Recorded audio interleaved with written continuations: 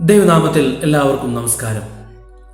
ഇന്ന് നാം ചിന്തിക്കാനായി ഒരുങ്ങുന്നത് 2 ദിനവൃത്താന്തം 18-ാം അധ്യായത്തെക്കുറിച്ചാണ്. വേദപുസ്തകമുള്ളവർ ദയവായി തുറന്നു വെക്കുക. 2 ദിനവൃത്താന്തം 18-ാം അധ്യായം ഇസ്രായേലിന്റെയും യഹൂദയുടെയും ചരിത്രത്തിൽ വളരെ നിർണായകമായ ഒരു സംഭവമാണ് അവതരിപ്പിക്കുന്നത്. ഈ അധ്യായം യഹൂദ രാജാവായ യഹോശാഫാത്തും ഇസ്രായേൽ രാജാവായ ആഹാബും തമ്മിലുള്ള രാഷ്ട്രീയ സഖ്യത്തെയും രാമോത്ത് ഗിലെയാദ് യുദ്ധത്തെയും അതിനു മുമ്പ് നടന്ന പ്രവാചകോപദേശങ്ങളെയും വിവരിക്കുന്നു. എന്നാൽ ഈ അധ്യായം ഒരു യുദ്ധചരിത്രം മാത്രമല്ല, സത്യവും അസത്യവും, ദൈവത്തിന്റെ ശബ്ദവും മനുഷ്യരുടെ ഇഷ്ടങ്ങളും വിശ്വാസവും രാഷ്ട്രീയ തന്ത്രങ്ങളും തമ്മിലുള്ള സംഘർഷത്തിന്റെ ആത്മീയ ചിത്രമാണ്. ദൈവവചനം കേൾക്കാൻ തയ്യാറുള്ള ഹൃദയത്തിനും സത്യം നിരസിക്കുന്ന മനോഭാവത്തിനുമുണ്ടാകുന്ന വ്യത്യാസം ഈ അധ്യായം വളരെ വ്യക്തമായി അവതരിപ്പിക്കുന്നു. യഹോശാഫാത്ത് ദൈവഭക്തനായ രാജാവായിരുന്നു. എന്നാൽ അദ്ദേഹം രാഷ്ട്രീയ സൗഹൃദത്തിന്റെ ഭാഗമായി ആഹാബുമായി ബന്ധം സ്ഥാപിച്ചു. ആഹാബ് ശക്തനായ ഭരണാധികാരിയായിരുന്നെങ്കിലും ആത്മീയമായി ദൈവത്തിൽ നിന്ന് അകന്നവനായിരുന്നു. ഈ 2 രാജാക്കന്മാരുടെ കൂടിക്കാഴ്ച ഒരു പ്രധാന ആത്മീയ സത്യം പഠിപ്പിക്കുന്നു. ഒരു വിശ്വാസിയുടെ നല്ല സ്വഭാവം മാത്രം മതിയാകില്ല, അവനുണ്ടാക്കുന്ന ബന്ധങ്ങളും കൂട്ടുകെട്ടുകളും ദൈവഹിത പ്രകാരമായിരിക്കണം. നല്ല ഉദ്ദേശത്തോടെ ആരംഭിക്കുന്ന ബന്ധങ്ങൾ പോലും ദൈവഹിതത്തിന് വിരുദ്ധമാണെങ്കിൽ ആത്മീയ അപകടങ്ങളിലേക്ക് നയിക്കാം. രാമോത്ത് ഗിലെയാദ് പിടിച്ചെടുക്കുന്നതിനായി യുദ്ധം നടത്തണമെന്ന ആഹാബിന്റെ നിർദ്ദേശത്തോട് യഹോശാഫാത്ത് ഉടൻ സമ്മതിച്ചില്ല. പകരം ആദ്യം ദൈവത്തിന്റെ ഹിതം അന്വേഷിക്കണമെന്ന് അദ്ദേഹം ആവശ്യപ്പെട്ടു. ഈ സമീപനം ഓരോ വിശ്വാസിക്കും മാതൃകയാണ്. ജീവിതത്തിലെ വലിയ തീരുമാനങ്ങൾ എടുക്കുമ്പോൾ മനുഷ്യരുടെ അഭിപ്രായങ്ങളെക്കാൾ ദൈവത്തിന്റെ വചനം അന്വേഷിക്കേണ്ടത് അത്യന്താപേക്ഷിതമാണ്. പ്രാർത്ഥനയും വചനാന്വേഷണവും കൂടാതെയുള്ള തീരുമാനങ്ങൾ പലപ്പോഴും പ്രതിസന്ധിയിലേക്ക് നയിക്കുന്നു. ആഹാബ് ഏകദേശം 400 പ്രവാചകന്മാരെ വിളിച്ചു വരുത്തി. അവരെല്ലാവരും ഒരേ ശബ്ദത്തിൽ യുദ്ധത്തിന് പോകണമെന്നും വിജയം ഉറപ്പാണെന്നും പ്രവചിച്ചു. എന്നാൽ യഹോശാഫാത്തിന്റെ ആത്മീയ വിവേചനം ഇവിടെ പ്രകടമാകുന്നു. ഇത്രയും പ്രവാചകർ ഒരേ കാര്യം പറഞ്ഞിട്ടും അദ്ദേഹം തൃപ്തനായില്ല. യഹോവയുടെ മറ്റൊരു പ്രവാചകനില്ലേ എന്ന അദ്ദേഹത്തിന്റെ ചോദ്യം ആത്മീയ വിവേചനത്തിന്റെ മഹത്വം വ്യക്തമാക്കുന്നു. സത്യം എല്ലായ്പ്പോഴും ഭൂരിപക്ഷത്തിന്റെ അഭിപ്രായമാകണമെന്നില്ല. ദൈവം പലപ്പോഴും ഒരു വ്യക്തിയിലൂടെ പോലും തന്റെ ഇഷ്ടം വെളിപ്പെടുത്തിയിട്ടുണ്ട്.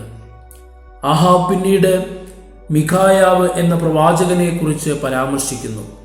എന്നാൽ അവനെ വിളിക്കാൻ മടിച്ചു. കാരണം അവൻ ഒരിക്കലും തന്റെ ഇഷ്ടത്തിനനുസരിച്ചുള്ള പ്രവചനങ്ങൾ പറയാറില്ലായിരുന്നു. ഇവിടെ ഒരു വലിയ ആത്മീയ യാഥാർത്ഥ്യം വെളിപ്പെടുത്തുന്നു. സത്യം പറയുന്നവരെ പലരും ഇഷ്ടപ്പെടുന്നില്ല. കാരണം സത്യം മനുഷ്യന്റെ പാപത്തെയും തെറ്റായ തീരുമാനങ്ങളെയും വെളിച്ചത്ത് കൊണ്ടുവരുന്നു. ദൈവവചനം എല്ലായ്പ്പോഴും നമ്മുടെ ആഗ്രഹങ്ങളെ അംഗീകരിക്കുന്നതല്ല, അത് നമ്മെ തിരുത്തുകയും വിശുദ്ധിയിലേക്ക് നയിക്കുകയും ചെയ്യുന്നു. മീഖായാവിനെ വിളിക്കാൻ പോയ ദൂതൻ മറ്റെല്ലാ പ്രവാചകന്മാരും വിജയത്തെക്കുറിച്ച് പ്രവചിച്ചതിനാൽ അവനും അതുതന്നെ പറയണമെന്ന് ആവശ്യപ്പെട്ടു. എന്നാൽ മീഖായാവിന്റെ മറുപടി പ്രവാചക ശുശ്രൂഷയുടെ അടിസ്ഥാന തത്വമാണ്. എന്റെ ദൈവം അരുളി ചെയ്യുന്നത് മാത്രമേ ഞാൻ പറയൂ. ഈ വാക്കുകൾ ഓരോ പ്രസംഗകനും ശുശ്രൂഷകനും വിശ്വാസിക്കും മാതൃകയാണ്. ദൈവത്തിന്റെ ദാസന്റെ ഉത്തരവാദിത്വം ജനങ്ങളെ സന്തോഷിപ്പിക്കുകയല്ല, ദൈവത്തിന്റെ സത്യം വിശ്വസ്തയോടെ അറിയിക്കുകയാണ്. മീഖായാവ് തന്റെ ദർശനത്തിൽ ദൈവം സിംഹാസനത്തിൽ ഇരിക്കുന്നതും സ്വർഗീയ സഭ അവന്റെ മുമ്പിൽ നിൽക്കുന്നതും വിവരിക്കുന്നു. ഭൂമിയിലെ സംഭവങ്ങൾ മനുഷ്യരുടെ നിയന്ത്രണത്തിലാണെന്ന് പലപ്പോഴും തോന്നുമെങ്കിലും ചരിത്രത്തിന്റെ അന്തിമ നിയന്ത്രണം ദൈവത്തിന്റെ കൈകളിലാണെന്ന് ഈ ദർശനം വ്യക്തമാക്കുന്നു. മനുഷ്യരുടെ പദ്ധതികളും രാജാക്കന്മാരുടെ തീരുമാനങ്ങളും സൈനിക ശക്തികളും ദൈവത്തിന്റെ പരമാധികാരത്തിന് അതീതമല്ല. മീഖായാവിന്റെ മുന്നറിയിപ്പ് വ്യക്തമായിരുന്നു. യുദ്ധത്തിന് പോയാൽ ആഹാബിന് നാശം സംഭവിക്കുമെന്ന് അദ്ദേഹം പ്രഖ്യാപിച്ചു.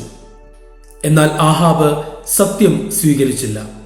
ദൈവവചനം കേൾക്കുന്നത് കൊണ്ട് മാത്രം മതിയാകില്ല, അതനുസരിച്ച് ജീവിക്കാനുള്ള മനസ്സും ആവശ്യമാണ്. പലപ്പോഴും മനുഷ്യർ ദൈവത്തിന്റെ വചനം കേൾക്കുന്നു, എന്നാൽ സ്വന്തം പദ്ധതികൾ മാറ്റാൻ തയ്യാറാകുന്നില്ല. അതാണ് ആത്മീയ വീഴ്ചയുടെ തുടക്കം.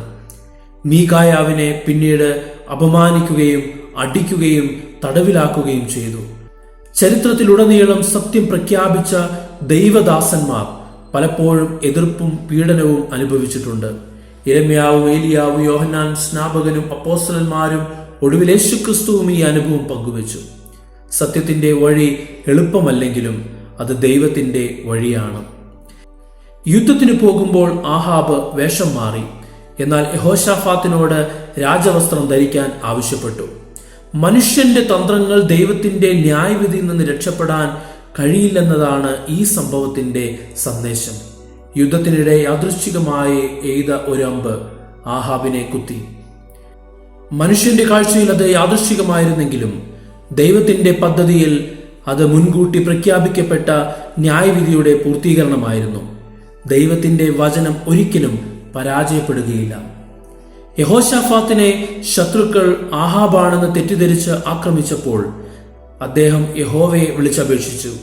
ദൈവം അദ്ദേഹത്തെ രക്ഷിച്ചു. ഈ സംഭവം ദൈവത്തിന്റെ കരുണയുടെ വലിയ തെളിവാണ്. തെറ്റായ തീരുമാനങ്ങൾ കാരണം പ്രതിസന്ധിയിൽ അകപ്പെട്ടാലും ദൈവത്തെ ആത്മാർത്ഥമായി വിളിക്കുന്നവരെ അവൻ കൈവിടുന്നില്ല. മാനസാന്തരമുള്ള പ്രാർത്ഥനയ്ക്ക് ദൈവം ഇന്നും മറുപടി നൽകുന്നു. ഈ അധ്യായം ഇന്നത്തെ സഭയ്ക്ക് നിരവധി വിലപ്പെട്ട പാഠങ്ങൾ നൽകുന്നു. ഒന്നാമതായി, ദൈവവചനം എല്ലായ്പ്പോഴും നമ്മുടെ തീരുമാനങ്ങളുടെ അടിസ്ഥാനമായിരിക്കണം. രണ്ടാമതായി, ജനപ്രീതിയേക്കാൾ സത്യത്തിന് പ്രാധാന്യം നൽകണം.